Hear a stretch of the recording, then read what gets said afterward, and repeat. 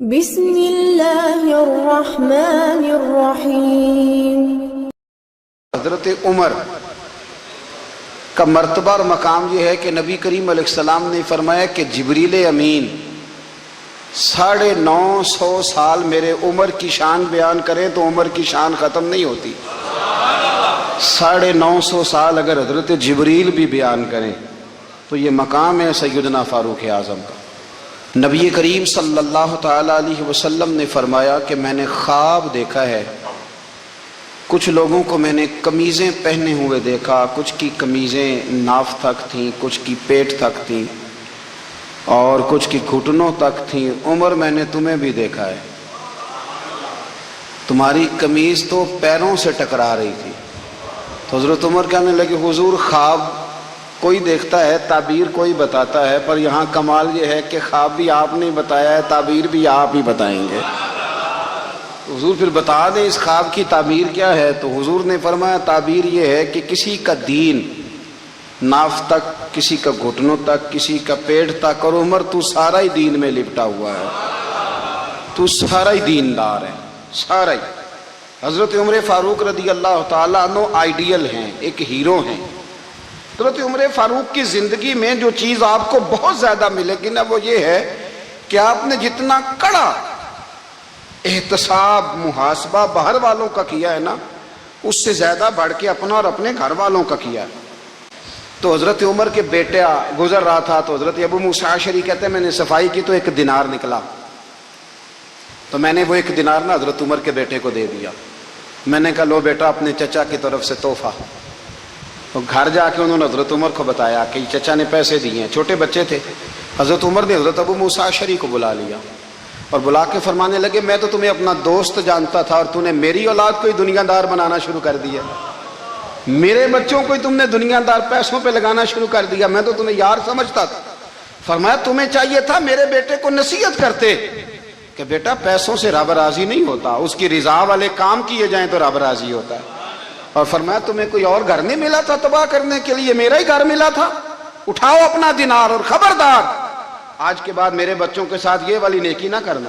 اور ہمارا کیا سٹیٹس ہے؟ دوستی ہے ہی اس سے جو تحفے زیادہ دے، جو بچوں کو خراب کرنے میں مدد زیادہ کرے اس کے ساتھ یہ رہنا۔ حضرت عمر نے گھر پہ اور سب سے بڑھ کر اپنی ذات پہ توجہ کی۔ حضرت ابو مالک رضی اللہ تعالیٰ عنہ کہتے ہیں میں عمر کے پیچھے پیچھے ایک باغ میں گیا، اکثر اس باغ میں جایا کرتے تھے، اور عمر جا کے نا تو درخت کے نیچے بیٹھ گئے اور فرمانے لگے او امیر المومنین اللہ سے ڈر جا، ورنہ جس رب نے حکومت دی ہے وہ عذاب بھی بڑا دے گا، ڈر جا رب سے۔ کبھی ساری زندگی حضرت عمر نے اپنا کوئی تعارف نہیں کرایا، کبھی نہیں۔ ایک بندے نے آپ کے سامنے تعریف کر دی آپ کی تو فرمانے لگے تو خود بھی ہلاک ہوا اور مجھے بھی ہلاک کر دیا، کیا ضرورت پڑی ہے میری تعریفیں کرنے کی؟ اتنی دیر میری تعریف میں لگائی، اللہ کا ذکر کرتا رب تجھے ثواب دیتا، حضور پہ درود پڑھتا تو رب تیرے اوپر رحمتیں نازل کرتا، کس چکر میں ہے؟ آج جتنا اچھی کوئی خوشامد کرے اتنی اچھی وزارت ملتی ہے، جتنی اچھی اس کو جو ہے وہ چاپلوسی کرنی آیا درجہ بھی اسے اتنا ہی اچھا ملتا ہے۔ حضرت عمر فاروق رضی اللہ تعالیٰ عنہ آپ کے بیٹے کہتے ہیں، صاحب فتوح الشام نے لکھا ہے، آپ کے صاحبزادے کہتے ہیں میں نکلا تو میرے ابا جی نا اپنی پشت پر مشکیزہ رکھ کے کنویں سے پانی بھر کے آ رہے تھے۔ میں دوڑ کے آگے گیا، میں نے کہا ابا جی مجھے دے دے۔ فرمانے لگے بیٹا تیرا کیا خیال ہے، کوئی اور نہیں تھا مشکیزہ بھر کے لانے کے لیے، تیرا کیا خیال ہے؟ کہا ابا جی بڑے لوگ تھے پر آپ کیوں اٹھا رہے ہیں؟ فرمانے لگے نفس نا ذرا میرا بڑا ہو گیا تھا، اسے ذرا ذلیل کر رہا ہوں، ذرا اپنا محاسبہ کر رہا ہوں، یہ مجھے کہہ رہا تھا تو بڑی چیز ہے، تو میں نا ابھی مشکیزہ گھر رکھ کے آؤں گا، پھر تیری ماں نے مجھے کہا ہے کہ گھر میں لکڑیاں کوئی نہیں جلانے کے لیے، پھر میں جنگل سے لکڑیاں کاٹ کے لاؤں گا۔ امیر المومنین بن کے نا تو میرا نفس تھوڑا بڑا ہو گیا۔ اب یقین کریں ہمارا ہاضمہ خراب ہو جاتا ہے جب تک ہمارا تعارف صحیح نہ ہو، ہمارا تعارف ٹھیک نہ ہو، میں یہ ہوتا ہوں میں وہ ہوتا ہوں، چھوڑ مٹی دیں تے مٹی رہنا ہی، مٹی دیں تے مٹی دیں تے مٹی رہنا ہی، ایویں کادی بلے بلے اج مٹی دے اتے بندیا تے کل مٹی دے تھلے، مٹی دیں تے مٹی رہنا ہی، کادی بلے، مجھے پوچھ لو مجھے جان لو میرا نام لے لو، میں بھی آیا ہوں میں بھی ہوتا ہوں، میرا بھی یہ تذکرہ ہے۔ جس کو اپنا تعارف کرانا پڑ گیا اس سے بھی زیادہ کمزور کوئی ہے؟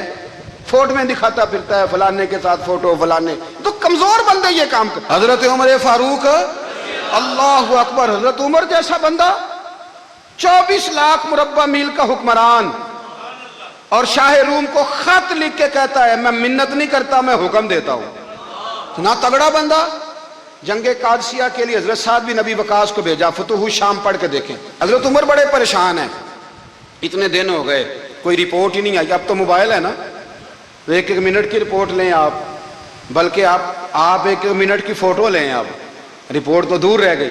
حضرت عمر فاروق رضی اللہ تعالیٰ عنہ بڑے پریشان ہیں کہ قادسیہ میں حضرت سعد بن ابی وقاص کے ساتھ لوگ جہاد کرنے گئے، رپورٹ کوئی نہیں آ رہی. اتنے پریشان تھے کہ باہر نکل کے نا اس رستے پہ بیٹھ جاتے جو رستہ قادسیہ کی طرف سے آتا تھا.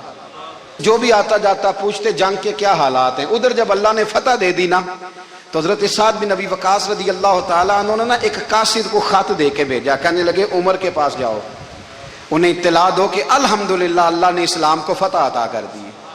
یہ حضرت عمر کو جا کے دینا. وہ بڑے پریشان ہوں گے. وہ جو اس زمانے میں اس طرح ہوتا تھا کہ کئی دور دور سے صحابہ جو دوسرے شہروں کے ملکوں کے رہنے والے ہوتے تھے وہ بھی آ کے شامل ہو جاتے تھے جہاد میں. کوئی ایک دفعہ مدینے آیا، کوئی 2 دفعہ آیا، پھر اپنے اپنے علاقوں میں. بہت سارے لوگوں نے زیادہ دفعہ حضرت عمر کو دیکھا بھی نہیں تھا. وہ جو قاصد خط لے کے آیا تھا نا، اس نے 1 دفعہ دیکھا تھا. حضرت عمر بوڑھے ہو گئے، وہ پہچانتا نہیں تھا. ادھر سے وہ خط لے کے آ گیا. حضرت عمر مدینے سے باہر نکل کے اس روڈ پہ بیٹھے تھے جو قادسیہ سے آتا تھا. جب اس آدمی کو آتے دیکھا تو حضرت عمر اٹھ کے کھڑے ہو گئے، فرمانے لگے قادسیہ سے آ رہے ہو؟ وہ کیا کہتا ہے؟ پھٹے پرانے کپڑے، ٹوٹے ہوئے جوتے، سر پہ پرانی پگڑی. کہنے لگے غلام مدینے کے رہنے والے ہو؟ حضرت عمر کہنے لگے ہاں مدینے کا ہوں. کہا میں قادسیہ سے آیا ہوں، الحمدللہ اللہ نے اسلام کو فتح دے دی ہے، الحمدللہ کفر کی کمر ٹوٹ گئی ہے. اس نے یہ بات کر کے تو گھوڑے کو ایڑی لگائی، گھوڑا دوڑنے لگا مدینے کے. حضرت عمر بھی ساتھ ساتھ دوڑ رہے. فرمانے لگے اچھا بتاؤ خالد بن ولید کا کیا حال ہے؟ تھوڑا آگے جا کے فرمانے لگے اسامہ بن زید کیسے ہے؟ وہ کہتے ٹھیک ہے. پھر اس نے اور گھوڑا. عمر ساتھ ساتھ دوڑ رہے ہیں، ساتھ ساتھ. 24 لاکھ مربع میل کا حکمران، ایک جوتا پیر سے نکل گیا، عمر دوڑ رہے ہیں. آگے جا کے پوچھتے ہیں سعد بن ابی وقاص کا کیا حال ہے؟ کہ حضور وہ بھی ٹھیک ہے. کتنے لوگ میرے شہید ہو گئے مسلمانوں میں سے؟ کہنے لگا صحیح گنتی کا نہیں پتا، یہ لفظ ادا ہوتے ہوتے مدینے کی سرحد آ گئی. لوگوں نے عمر کو گھوڑے کے ساتھ دوڑتے دیکھا تو کہا امیر المومنین کیوں دوڑ رہے ہیں؟ وہ غلام چھلانگ لگا کے نیچے آیا، قدموں میں بیٹھ گیا. کہنے لگا حضور آپ نے بتایا ہی نہیں آپ امیر المومنین ہیں. آپ فرمانے لگے کیا بتاتا؟ میں تو اونٹ چرانے والے کا پتر ہوں، کیا بتاتا؟ وہ عمر ہوں جس نے اپنے گناہوں کا حساب دینا ہے. کیا بتاتا؟ جو سعد بن ابی وقاص کو جہاد پہ بھیج کے خود بزدلوں کی طرح گھر میں بیٹھا ہے. کیا بتاتا؟ کوئی حیثیت نہیں، کوئی تار. تو نے اچھا کیا، تو تو مجاہد تھا، مجھے ساتھ ساتھ دوڑایا، تو نے اچھا کیا. جتنے لوگ تھے چیخے مار کے رونے لگے. حضرت فاروق اعظم سے کہنے لگے عمر جب تک تیرے جلوے رہیں گے اللہ کامیابیاں ہی عطا فرمائے گا، جب تک تیرا رنگ رہے گا اللہ تعالیٰ نوازتا ہی رہے گا. کچھ نہیں کبھی اپنا آپ ظاہر ہی نہیں کیا. بہت بڑے تھے، بہت بڑے تھے حضرت عمر، بڑے تھے. حضرت ابو رافع غلام تھے، قرآن پاک بڑا سونا پڑھتے تھے. حضرت عمر جب بھی انہیں ملتے کہتے ابو رافع تو عمر سے اچھا ہے، قرآن بڑا شاندار پڑھتا ہے. تو وہ کہتے حضور اگر میں قرآن صحیح پڑھتا ہوں تو آپ کو قرآن کی تشریح زیادہ صحیح آتی ہے، آپ بھی تو مجھ سے افضل ہیں. تو آپ فرماتے نہیں پھر بھی تو مجھ سے افضل ہے. کیوں؟ اس لیے کہ تو اپنے آقا کی نوکری بھی ٹھیک کرتا ہے اور رب کی عبادت بھی ٹھیک کرتا ہے، اور مجھے خالص صرف عبادت کرنی ہوتی ہے وہ بھی ٹھیک نہیں کر پاتا. ساری زندگی اپنا محاسبہ، ساری زندگی اپنے گریبان میں دیکھا، ساری زندگی اپنے آپ کو پرکھا، اپنے آپ کو ٹٹولا. 62 سال عمر بیت گئی. حضرت حذیفہ بن یمان ایک صحابی تھے، میرے نبی کریم علیہ السلام نا ان سے راز کی باتیں کرتے تھے. ہر بندے کا ہاضمہ ٹھیک نہیں ہوتا، سب سے راز کی بات نہیں کرنی چاہیے. حضرت حذیفہ بن یمان کہتے ہیں حضور راز کی باتیں بتاتے. مدینہ منورہ میں جو منافقین تھے ان کی لسٹ بھی نبی پاک نے حضرت حذیفہ بن یمان کو دی تھی. جب کوئی مشکوک آدمی مر جاتا نا تو صحابہ کہتے ہیں ہم دیکھتے اگر حضرت حذیفہ نے جنازہ پڑھا ہے تو ہم بھی جنازہ پڑھ لیتے. نبی پاک نے بھی کچھ جنازے نہیں پڑھے، ترمذی میں ہے، فرمایا عثمان سے جو بغض رکھے اس کا جنازہ نہیں پڑھیں گے۔ حضرت حذیفہ بن یمان اگر جنازہ پڑھتے تو لوگ پڑھتے، وہ نہ پڑھتے تو لوگ جنازہ نہ پڑھتے۔ حضرت حذیفہ بن یمان کہتے ہیں جناب عمر فاروق کی خلافت کے آخری ایام تھے، کچھ دنوں کے بعد وہ شہید ہو گئے۔ فرماتے آدھی رات کا وقت تھا، میں گھر میں سویا تھا بڑا بے فکر، اچانک میرے دروازے پہ دستک ہوئی، میں گھبرا کے اٹھا، اتنی رات کو کون آیا؟ کہتے ہیں قربان جاؤں، دروازے پہ گیا تو امیر المومنین فاروق اعظم دروازے پہ۔ میں نے کہا عمر کوئی حکم تھا تو مجھے بلا لیتے۔ کہنے لگے میں نا امیر بن کے نہیں آیا، تیرا ویر بن کے آیا ہوں۔ امیر المومنین کی حیثیت سے سرکاری کام سے بلاتا تو وہاں بلاتا، مجھے ایک ذاتی کام پڑ گیا۔ کہتے ہیں میں نے عمر کو گھر کی اندر بلا کے چارپائی پہ بٹھایا، میں نے کہا حضور میں غریب آدمی ہوں، میں کیا آپ کے کام آ سکتا ہوں؟ تو کہتے ہیں انہوں نے نا مجھے ساتھ بٹھا لیا، پھر میرا ہاتھ پکڑ لیا، کہنے لگے تو عمر کو جانتا ہے؟ عمر جھوٹ نہیں بولتا۔ تو جانتا ہے؟ عمر وعدوں کا پکا ہے۔ کہا حضور جانتا ہوں۔ کہا میں اس وقت آیا ہوں جب دیکھ بھی کوئی نہیں رہا۔ حضرت حذیفہ بن یمان کہتے ہیں پریشان ہو گیا، حضور پہلیاں نہ بجھوائے، مہربانی کریں بتائیں کدھر آئے ہیں؟ تو حضرت عمر فاروق فرمانے لگے 62 سال کا ہو گیا ہوں، 63 میں چل رہا ہے، داڑھی سفید ہو گئی ہے، پھل پک گیا، اٹھ فریدہ ستیا، داڑھی آ گئی پور، اگا نیڑے آ گئی، پیچھا رہ گئی دور، اب قبر اشر کا معاملہ صاف نظر آنے لگا ہے۔ کہا حضور مجھ سے کیا چاہتے ہیں؟ حضرت عمر رو پڑے، کہنے لگے آج میں عشاء کے بعد نکلا ہوں تو نبی پاک کے صحابہ مجھے نیک کہہ رہے تھے، پھر میں نے بچوں کی ماں سے اور بچوں سے بھی پوچھا ہے، وہ بھی مجھ سے راضی ہیں، پر حذیفہ تیرے ساتھ نبی پاک راز کی باتیں کرتے تھے، سچ بتا کہیں عمر کا نام منافقوں میں شامل تو نہیں؟ سچ بتا ان منافقین میں تو شامل نہیں، کہیں اوپر سے تو نہیں سارا کچھ؟ حضرت حذیفہ بن یمان کہتے ہیں میں باپ کے مرنے پہ اتنا نہیں رویا جتنا عمر کے سوال پہ رویا۔ میں قدموں میں بیٹھ گیا، میں نے کہا نہیں عمر یہ تو میں نے نہیں سنا، لیکن یہ میں نے نبی پاک سے ضرور سنا ہے کہ میرے بعد اگر کوئی نبی ہوتا تو عمر ابن خطاب ہوتا۔ یہ میں نے اپنے کانوں سے سنا ہے کہ عمر جس گلی سے گزرے شیطان رستہ بدل جاتا ہے۔ یہ میں نے اپنے کانوں سے سنا ہے کہ 950 سال حضرت جبریل جناب عمر کی شان بیان کریں تو پھر بھی بیان نہیں ہو سکتا، یہ میں نے ضرور سنا۔ دوستو ساری زندگی حضرت عمر نے اگر دوسروں کا محاسبہ کیا تو اپنا اور اپنے بچوں کا بھی کڑا خیال رکھا کہ بچے دونوں کاروبار کے لیے مصر گئے، ایک بہت بڑا قافلہ گیا مدینے سے مصر تجارت کے لیے، تو یہ گئے تجارت کے لیے، تو حضرت عبداللہ ابن عمر، حضرت عبید اللہ ابن عمر، حضرت عمر کے دونوں بیٹے گئے۔ جناب عمر فاروق کے بچے جب وہاں پہنچے، بچے ہیں شہزادے ہیں، وہ کاروبار کرنے گئے اور وہاں بتایا گورنر صاحب نے کہ یہ فاروق اعظم کے بچے امیر المومنین کے، لوگوں نے ان سے زیادہ مال خریدا، تجارت میں زیادہ نفع ہوا، ظاہر ہے کہ وہ آپ کے جو اللہ خیر کرے حکمران ہیں ان کے کاروبار کتنے ملکوں میں ہیں، کس بنیاد پر ہیں؟ وہ صرف اس بنیاد پر کہ وہ حکمران رہے، ان کے لیے آسان تھا بڑے لوگوں سے تعلقات بنانا۔ حضرت عمر فاروق رضی اللہ تعالیٰ عنہ کے بچے ڈھیروں مال کما کے جب واپس آئے نا تو حضرت عمر سے آ کے بچوں نے بطور محبت کا ابا جی اللہ نے بڑا ہی فضل کیا ہے، بڑا مال کمایا الحمدللہ، یہ دیکھیں کتنا نوازا ہے۔ تو حضرت عمر کہنے لگے سارے قافلے نے اتنا ہی کمایا ہے؟ سارے قافلے نے اتنا ہی کمایا ہے؟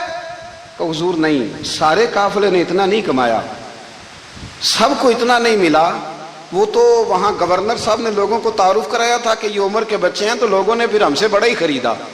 تو حضرت عمر فرمانے لگے ٹھیک ہو گیا، میں بات سمجھ گیا، اس طرح کرو جو تمہاری اصل زر تھی نا، جو راز تھی وہ رکھ لو اور باقی سارا مال خزانہ میں جمع کرا دو، اس لیے کہ یہ تم نے تجارت نہیں کی، یہ تم نے اپنے باپ کا نام بیچا ہے، یہ تم نے امیر المومنین کے بیٹے ہونے کا فائدہ اٹھایا ہے۔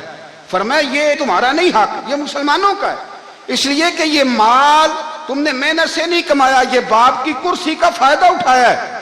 اور فرمایا اگر تم نے مال جمع نہ کرایا تو میں مال بھی لے لوں گا زبردستی اور کوڑے بھی ماروں گا، ڈبل سزا دوں گا، مرضی سے جمع کراؤ گے تو کوڑوں سے بچ جاؤ گے۔ بڑے بیٹے نے تو جمع کرا دیا تو چھوٹا تھوڑا پریشان ہوا، تو حضرت عبداللہ ابن عمر چھوٹے بھائی کا ماتھا چوم کے کہنے لگے بیٹے چپ کر کے جمع کرا، یہاں بھی فخر کر کے ہم عمر کے بیٹے ہیں، اور قیامت میں بھی فخر کریں گے کہ ہم فاروق اعظم کے بیٹے ہیں. یہاں بھی ناز کریں گے اور وہاں بھی ناز کریں گے کہ عمر کے بچے ہیں. ہمارے باپ نے خود بھی حلال ہی کھایا ہے، اور جب ہماری کمانے کی باری آئی ہے تو ہمیں حکم بھی حلال کھانے کا دیا. بھائی ہمارا مزاج نہیں. ملک شام سے اور ایران سے کچھ لوگ آپ کی خدمت میں آئے تو وہاں سے کچھ کنیزیں بھی آئیں، ان کے بادشاہ کا پیغام لے کے. شاہ ایران کی کنیز کو ملکہ نے کہا کہ نا حضرت عمر کی زوجہ کو دیکھ کے آنا ذرا کس طرح کی ہے. ہمارے ملک میں کیا کہتے ہیں؟ خاتون اول، باقی سارے دوؤں میں خاتون اول. ذرا خاتون اول کو دیکھ کے آنا. تو وہ جب آئی نا گھر میں ملنے تو کہا کہ مجھے میری ملکہ نے کہا تھا کہ عمر کی زوجہ سے اہلیہ سے ملاقات کر کے آنا. تو حضرت عمر کی اہلیہ نے نا ایک جوڑا کپڑوں کا دے دیا ملکہ کے لیے اور ایک خوشبو کی شیشی دے دی. اب جب وہ تحفے وہاں گئے تو اس ملکہ نے نا کچھ سونے کا سامان بھیجا، کچھ زیورات بھیجے، کچھ تحائف بھیجے. جب حضرت عمر کے گھر آئے نا وہ خادم لے کے آیا، اس نے کہا جی آپ کی اہلیہ نے تحفے بھیجے تھے. تو جواب میں شاہ ایران کی بیوی نے، یہاں جس ملک کا وہ سفیر تھا انہوں نے بھی یہ بھیجے. تو حضرت عمر فاروق نا وہ تحفے لے کے گھر گئے تو جا کے کہنے لگے اپنی اہلیہ سے، یہ تو کب سے تحفے تحائف بھیجنے لگ گئی ہے؟ یہ کب سے نظام شروع ہو گیا؟ تو کہ حضور تحفہ دینا لینا تو ٹھیک ہے، سنت ہے، محبت بڑھتی ہے، تو یہ کوئی قباحت نہیں، اور میں نے اپنی ذاتی استعمال کے لیے جو چیزیں رکھی تھی وہ میں نے دی ہیں. تو حضرت عمر فاروق رضی اللہ تعالیٰ عنہ فرمانے لگے ہم نے کسی ملک کے ساتھ اور اس کے بادشاہ کے ساتھ ذاتی تعلق نہیں بنانا. تعلق جو بھی بنے گا رسول اللہ کے دین کی برکت سے بنے گا. ذاتی رشتے نہیں ہم نے قائم کرنے. ذاتی آپ کے ملک کی جو ایئر لائن جس کا ہر سال خسارے کا ڈنڈورا پیٹا جاتا ہے نا، وہ ہمارے بادشاہ صاحب اور صدر صاحب اگر غیر ملکیوں کو گھوڑا کبھی بھیجنا ہو نا، گھوڑا، تو پورا ایک جہاز گھوڑا لے کے تحفے میں جاتا ہے. پورا جہاز غریب قوم کا یہ سرمایہ. اور قوم بڑی بادشاہ ہے، لائنوں میں لگ کے ووٹ دیتی ہے. دو کام ہمیشہ لائن میں لگ کے کرنے، ایک بل لائن میں لگ کے جمع کرانا ہے اور ایک ووٹ لائن میں لگ کے، تاکہ پھر پورے 5 سال لائن میں ہی لگے رہیں. مرضی سے آپ ووٹ دینا، پر جو بات درست ہے اس کو سنو. سبحان اللہ و بحمدہ